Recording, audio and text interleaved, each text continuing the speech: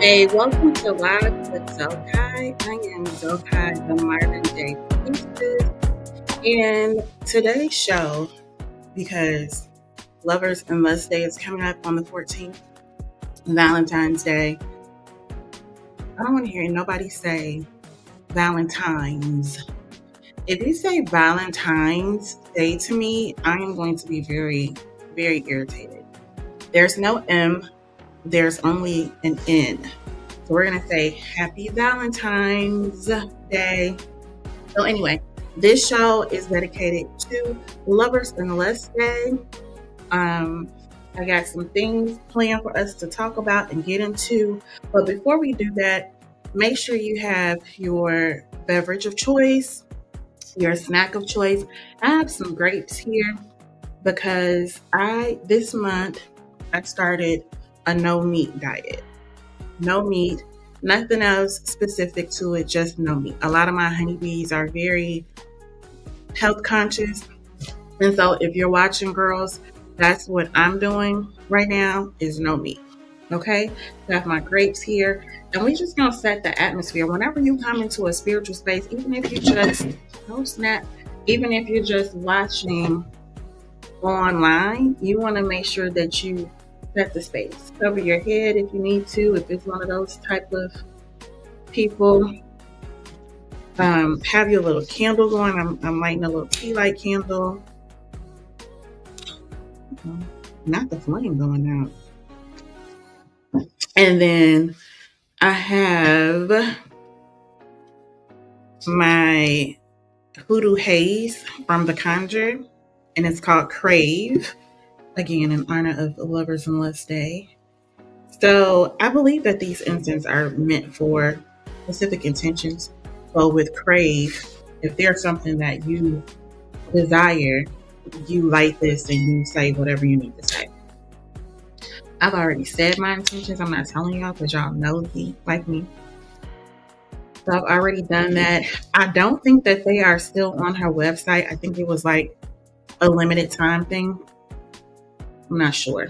But when I tell you, girl, it smells so delicious. Delicious is the perfect word for it. It's really good. I kind of almost burned my hand because I got it too close to the candle. Okay, so let's get into our first segment, which is called She Said What? I know a lot of us are in these weirdo Facebook groups, the spiritual ones, the weird spiritual Facebook groups. And it be so many things, or just scrolling on TikTok, and it's just so many things that's like, what? What y'all say? What are y'all talking about? And a lot of it don't even really be something spiritual like that. Like the answer, the remedy. It's really just use your damn sense. Because everything is not spiritual. But I came across a few things, came across a few things, and I want us to talk about it and get into it. And y'all let me know in the comments, what are y'all thinking about these things that I put up today? So the first one says, my husband, BM, is attempting to interfere with our marriage because her marriage is not working out. I want to keep her away. What can I do?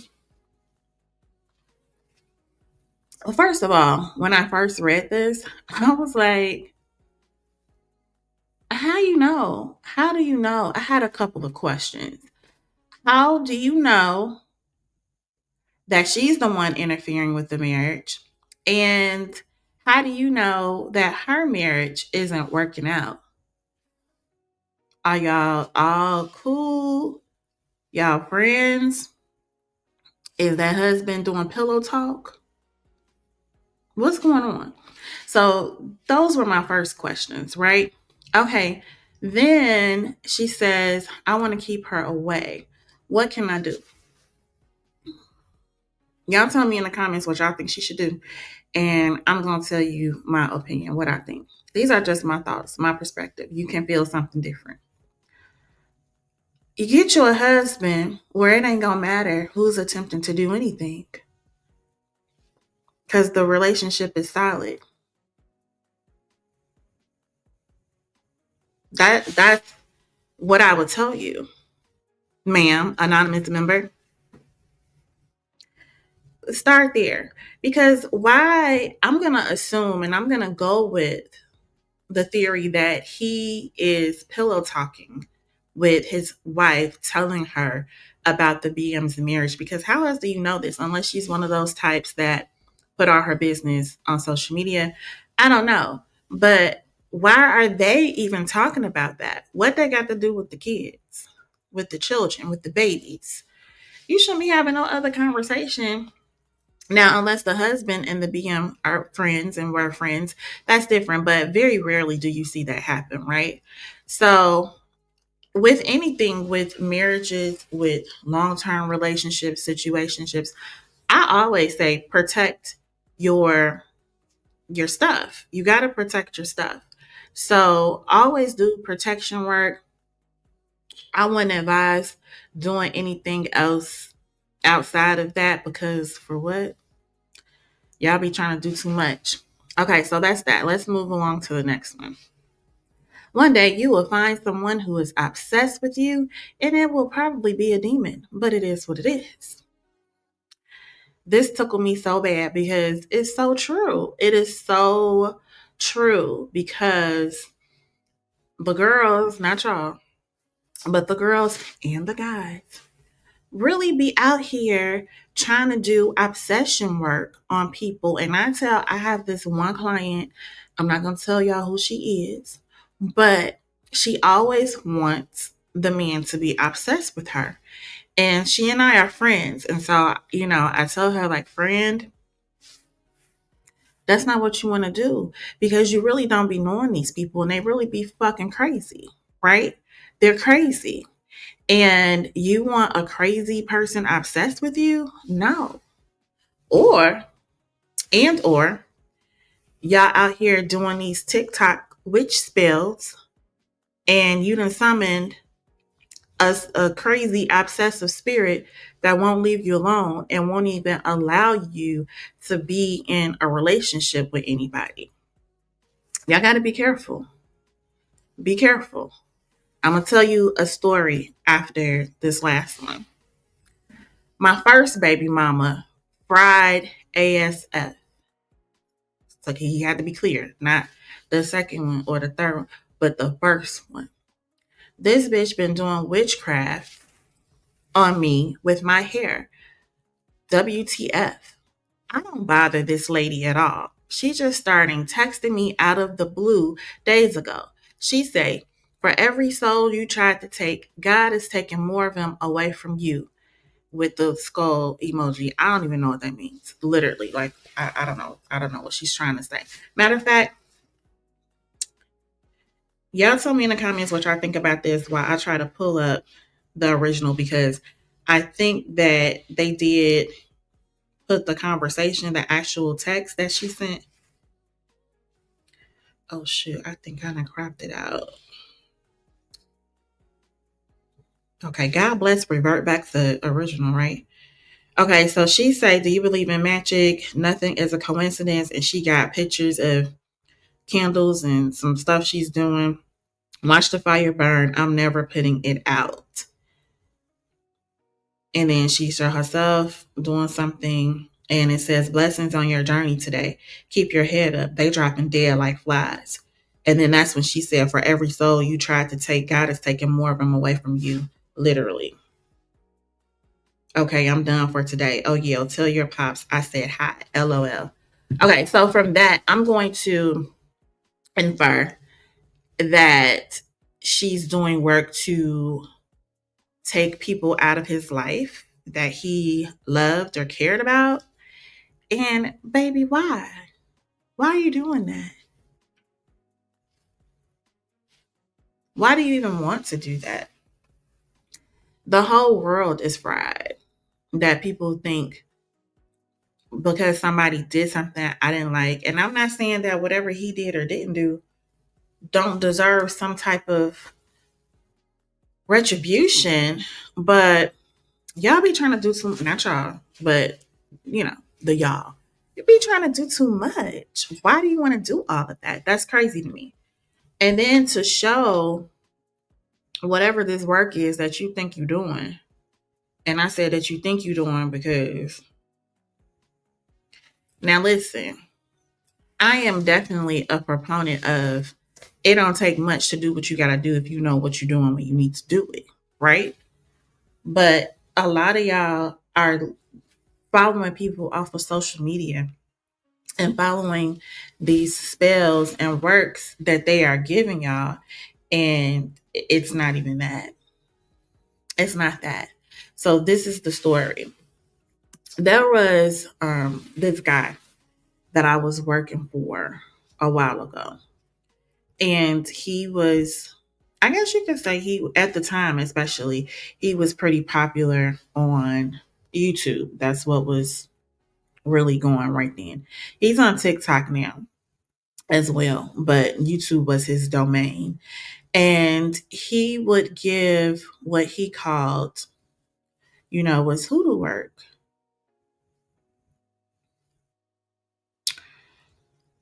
When I started working for him, I also became more associated with him besides being his assistant. And I don't mean in a romantic way. Yuck. Okay. But in another way. And he shared with me and with Midnight, shout out to Midnight over there at Southern Roots Apothecary. He told us that a lot of the work that he gives on YouTube is either not real or it's not the full work. And he did this so that people would come and spend money with him. Just unscrupulous. Just even just thinking about it and recalling what he was saying is giving me the ick, right? Because why would you do that? Why would you purposely put information out here and people are doing these things? Why would you put this stuff out here for these people to be doing and it's not even the real thing? Or what if they did something and you knew it was incomplete, but it ended up affecting them in a negative way? That's crazy. Why are you doing that? That's not cool. So that's why I'm always a proponent of being very, very careful who you listen to, who you follow in social on the social media scene, as far as taking spiritual advice, doing spells, all that kind of stuff. You have to be so very, very careful because people are intentionally out here sending y'all off. Okay. And so with Lovers and Lust Day coming up, y'all be careful out here trying to do these spells, putting folks in jars and making them obsessed with you and all of this stuff. You're going to get stuck with some shit you really ain't trying to get stuck to. So be careful with that. All right, let's keep it moving. We're going to move into our next segment, which is from my perspective. So inside of my group over on school, starting in April. So I'm going to tell you the wrong thing. Starting in April, we're going to be going through Esther's 12-month beauty plan. But before we get to that, I wanted to go through and really talk about this book that's in the Bible. It's one of my favorites. I read it every year. And every time I read it, I get something different. So when I was going through my first divorce, and it was really, really hard for me, I would spend hours in the bath reading the book of Esther, right? And so, for whatever reason, this particular time that I'm reading it, what I saw was them doing beauty rituals for 12 months just to prepare for one night with the king. Y'all did 12 months, a whole year of beauty processes to prepare to have one night with the king. And so before we get to that, I wanted to get into a little bit of what led up to him basically having the original Bachelor. Okay. So we're going to go through this. You can read Esther on your own. I'm not going to read all of it because who the hell wants to listen to all of that, right? But also, let me say this. When I was preparing And I was going back through and reading. Now, I don't know, but I'm pretty sure that they didn't change some things in this Bible. I don't know if it's just the Bible online. I have to go back and look through my paper Bibles. I'm going to do that when we get off of here because I'm almost 100% sure when I was younger and I was reading this that they cut Vashti, which was the queen then, they cut her head off. I'm reading this now and I read a couple different versions last night and I didn't see that anymore. But what it says is Queen Vashti deposed.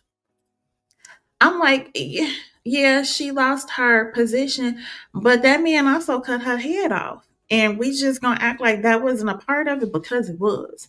And we know that they would change some stuff up real quick, real quick, real quick, right? As soon as the people start catching on, they gonna switch it up on us. So I feel like that's what happened. If you remember reading this and you remember them saying that they cut that lady head off, y'all let me know. All right, so let's get started with this. So, this is what happened. During this time, even the king name changes with different versions. This is crazy. So, during this time, the king ruled over 127 areas. Okay. Even the locations will change. Right now, it says from India to Kush. If I go to another version, it's going to give a whole nother location. Now, I don't know if these locations are the same, but just with the different name changes, I'm not sure. So this is the New King James Version. It says from India to Ethiopia. I don't really know what's going on, but that's neither here nor there. Okay. We're just going to get back to it. Matter of fact, let's do, what is it called? Easy, the easy version, English Standard. Okay. I don't know. Anyway. All right, so he's in charge of all of these people, all of this land. He has all of this under him, right? And he decided that he was the type of king who he liked to show off. We have to say that. He liked to show off all of his riches, everything that came with him being a royal, all of the things that, came with the greatness of him. And he did this for a lot of days. It says 180 days. Okay. And when these days were completed, the king gave for all of the people present, he gave them a feast that lasts 7 days. Then they go on to explain to us what the decor was like. They set the stage. I'm not sure why that's really important for us, but I like the details. I'm a detail kind of girl, so I like the details. The curtains were white curtain with violet hangings and cords of fine linen and purple to silver rods with marble pillars. Just real beautiful, right? Gold and silver, all of this stuff. The drinks were served in golden vessels, and they had to let us know that these vessels were all different because the king wasn't going to do the same or the same. He gonna have some different stuff just to let you know how fancy he really is, right? And so the drinking went according to this. There is no compulsion, for the king had given orders to all of the staff of his palace to do as each man desired. That meant drink however much you want, do whatever you want. Now, it also lets us know that Queen Vashti also gave a feast for the women in the palace that belonged to this king. On the seventh day, now everybody happy, they good and drunk, like they living it up, right? And the king say, "Oh, y'all go bring my queen over here. I want to show off my queen because remember, he was showing off everything else. So, of course, he has to show off his queen." Now, I've read in some other study Bibles that Vashti was very beautiful, very easy on the eyes, all of this, right? And so I'm sure he wanted everybody to see. And look what else I did. I got this beautiful wife. The queen is everything, whatever. So on the seventh day, he has his men. Why did you need more than one man to go and get the queen? I could see maybe even two because you want to make sure no funny business. But Anybody that would have been dealing with the queen, in my mind, would have been a eunuch, because that's the way it went. Because you got to make sure ain't nobody dipping in and doing it with your queen, right? Or with any of your mistresses and concubines and your harem, so on and so forth. Okay. So they, like, okay, they go over there and they tell the queen, like, yo, the king wants you to come back over here to his party for a little bit. He want the people to see your beauty, da da da da. But Queen Vashti was like, no, I'm not going over there. That's not what I want to do. And I'm having my own party. Let's stop right here. I also feel like she probably, now this is just all my opinion, my perspective, me making up my own rest of the story, because we don't know. She also probably was like, you think I'm going to go over there with all you drunken fools who have been drinking for 7 days as much as you want? I'm not going to go over there. Who knows what he would have allowed these people to do to this lady? And I'm with her. I'm not going over there. And that's rude. I'm not going to leave my company to go over here just so people can. Don't people know what I look like? Don't they? So, of course, they go back and they tell the king she not coming. He gets pissed. He angry. It's burning up all inside of him. His insides is burnt up because he's pissed, right? So the king is going to say to the wise men who knew the times. That's meant they knew the law. They understood. Oh, that crave got me caught up. They understood the law. They understood the people and what was going on during that time. So he says to them,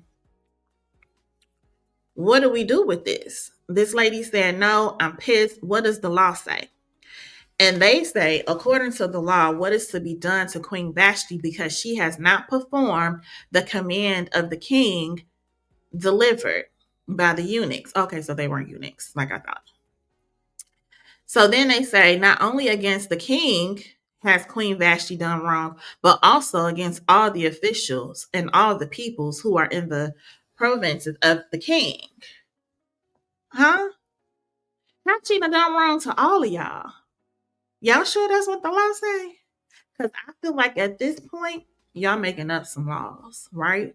And we know, especially back then, the men will make up a law on your ass real quick, especially if it was something that they didn't like. And none of them like this. None of them like that she disobeyed the king. And so then they go on to say, well, now you know, king, if she do this, all the women gonna get beside themselves. And everybody about to go crazy because they're gonna be thinking they don't have to listen to their kings, to their men, to their husbands. Are y'all okay?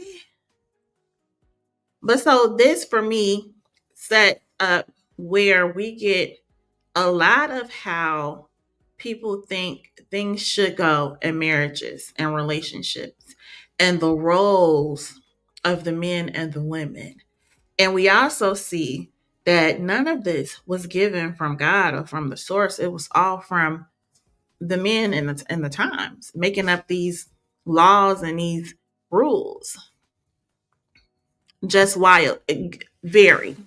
Like what? This is insane. Okay, so he sent letters to everybody and he's saying, in every language, so everybody is clear, that every man be master in his own household and speak according to the language of his people. All because the queen did not want to come to his party. Never mind, she was having her own. Forget what you're doing over there and come over here so the people can look at you. This is crazy. So this is setting us up for why Esther and the girls had to, do their 12-month beauty plan to be on The Bachelor for their one night with the king. Okay. All right. So we're going to pause right there. And next week, we'll get into the next chapter. And we're going to go a little bit deeper into it and into the psychology and how this affects us now. because it definitely affects us now. Even though this was ages ago, even if it was may not even be real, I don't know. That's a whole nother other situation, right? So let's move into between the sheets. Over here in between the sheets is where I talk about my book as I'm writing it. I got this from Valerie Love. If you guys are not following her, go follow her. She is amazing. She is very fun to watch, and she is also my coach. And she gave us permission, so don't go over there like Zokai is over there stealing your stuff, because no, she wants us to do as she does. Okay. So the book I'm working on now is called Beauty is the First Spell. And I want to invite you all to read along with me as I'm writing. So you can get this. Let me put this up here. You can get the copy of the book that's being edited from this link right here. If you are in my group, the Modern Day Spiritualist, and you are a premium member, this is already included. The Living Library is already included. But I want to go over some thoughts that I was having as I was writing this, and just that you can get some insight, some behind the scenes insight, right? Okay, let's hop over to the book. So this book was birthed from my process of going through divorce, going through during this time I literally went through every life transition that you can go through at the same time. I went through a spiritual transition, transitioning from Christianity to something that's more fitting for my lifestyle. That's what I'm going to say. A divorce. I had to move back home. I had to go back to work. And on top of all of that, I looked a damn mess. And my background is in beauty. I have a cosmetology license. I graduated from Paul Mitchell. So if you know anything about Paul Mitchell, then you know there's never a time that anybody who graduated from Paul Mitchell should be out here looking crazy. So this is really my life's journey during that time, navigating the in-between space. That's a real thing. We skip over that, but it happens, and we don't always know what to do. We hear so many things like, oh, you got to meditate, you got to do this, you got to do that. But what I found for me was that beauty was my first spell. And starting from the outside in is really what made the other transformations really stick and work. Because if you're not feeling good about yourself, you're not feeling confident, you can't even sit and meditate for real. You can't have this healing experience. You can't have this transformational experience, right? Because you're not really in it for real. So this is chapter 1. Chapter 2 will be out soon this week. And this is just a part of it. Why success, faith, or marriage can still leave you empty. Because many of us have been taught that the goal is to go to school, make good grades, get a job, get married, have a family. Like that's the dream. You live in the dream if you do that.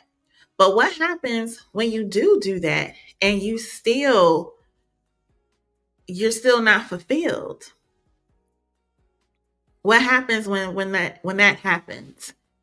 So what I wrote is what made this moment especially confusing was that on paper I had done everything I was told would make me whole.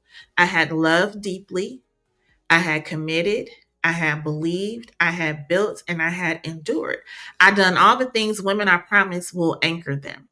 But success, this is what I learned. Success can only organize your life without inhabiting it. Faith can give meaning without restoring sensation, and marriage can provide structure without intimacy. I was married and I was still a single mother. I was married and I still didn't know my partner for real. And he didn't know me. He definitely didn't know me. I think I knew him pretty good, but he didn't know me. Um, And so we sometimes think that if we do all of these things, then we're going to have the life of our dreams. But sometimes it turns up empty. And what do we do with that? So that's what this chapter is about. That's what we get into with this book, and how beauty being the first spell can answer a lot of those things for us. So I hope that you guys continue to read along with me as I'm writing and really get into that with me. I think that this is going to be a game changer for a lot of us, especially those of us who are constantly on a healing journey. How much damn healing we gonna do without transformation, without something sticking, without it landing for real? Because sometimes we still healing the same stuff just over and over and over. Like, why? That shouldn't be happening, right? So I created the outside in method because that's what actually stuck. And there's a whole psychology behind it. And we'll get into that if you want to nerd out like that. We'll get into that in the upcoming weeks. But I want you to sit with that and think about that. Think about, are you doing the things that you was told to do, but are you really fulfilled? Or are you still just empty? And it's okay if you are. That's what we're here for, right? Now, the Vibe Shifters Challenge. Every month inside of the Modern Day Spiritualist, I do a small, quick challenge that is set to help us raise our vibrations, because why not? The world needs it. That's our charge. That's our responsibility, I'm going to say, is to raise the vibrations on, on the planet. And so, because again, Lovers and Less Day is coming up, this challenge is all about self-love. We try to do so many things around love outside of ourselves, but we really don't truly love ourselves for real. So, because of that, we're going to do this challenge, and I'm just going to tell you about it. If you want to join us in the challenge, you can scan that QR code at the top, and we would love to have you. Okay, so the theme is romance yourself, reclaim your energy, reset your worth. It's only 7 days, so it's perfect. It's short but potent. You're not going to be burnt out trying to do this challenge. And it's not that bubble bath stuff, okay? We're really going to get into the identity level of self-love, of outside in, of embodied and practical work. So this works because it doesn't ask you to heal forever, right? And you can practice self-respect in real time. Small actions make a big deal. We think that we got to do stuff grand on a grand scale all the time. And it's like, no, just take some small actions so you can see immediate shifts, so you can get clear results. And this month, especially, because love should start with you. Before you try to move on to somebody else, you should start with yourself. So that's the challenge. Like I said, if you want to join us inside of the group, scan the QR code, or you can go to houseofzokai.com and get the information that you need to join us there. While we're here, though, I thought I had created a little banner to talk about it, but I did. So because we're on our journey of preparation, for me, I have deemed 2026 the year of becoming. And during that becoming, you have to prepare. Sometimes we think we're going to do the makeover, we're going to do the work, we're going to do this, that, and then we're going to pop out. But we skip the whole preparation part. And so our nervous systems are not regulated. And that's why we can't get to that next level, or that's why we feel like we're getting set back, because we didn't take the time to do the preparation. So for 7 days, I have created a room called the preparation room, and we're going to go through 7 days worth of regulating your nervous system to prepare you for your becoming.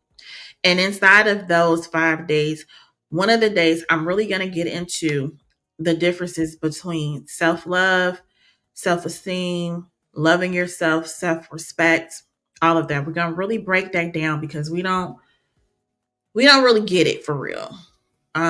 We think self-care is self-love. The two are very different. And so if you want to join us, it starts February 16th.